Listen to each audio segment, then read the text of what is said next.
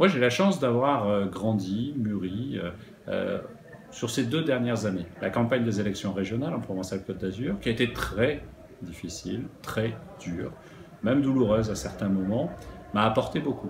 Elle m'a apporté beaucoup en apprentissage de la vie politique, elle m'a apporté beaucoup en énergie, mais elle m'a apporté beaucoup aussi dans ma détermination à changer les choses. Et c'est pour ça que j'assume aujourd'hui facilement de tourner la page du Parti socialiste, parce que je sais aussi combien les accords d'appareil, les petits enjeux locaux, les préservations des intérêts de telle ou telle fédération l'ont emporté sur le combat politique que je tentais de mener. Mais cette campagne présidentielle, elle me donne la chance de travailler avec un homme qui porte en lui-même une énergie, qui ne baisse pas les bras. Il m'a aidé à sortir de la résignation ambiante et à toujours être dans une volonté d'aller de l'avant.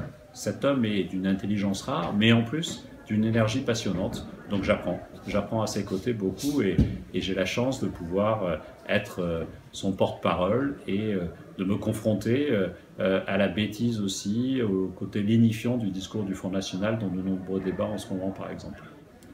Moi, le seul rôle qui me compte et qui m'importe aujourd'hui, c'est celui de président de la République et c'est celui d'Emmanuel Macron. Après, s'il me demande de l'accompagner encore, ce serait un bonheur, un plaisir, une fierté. Mais ça relève du président de la République. Et une chose est sûre, d'expérience, je sais, et à travers votre question, je devine que vous évoquez un destin ministériel, pour un chat, je sais d'expérience que souvent ce sont les plus proches qui sont les premiers sacrifiés à l'urgence d'un moment, à l'équilibre d'un gouvernement.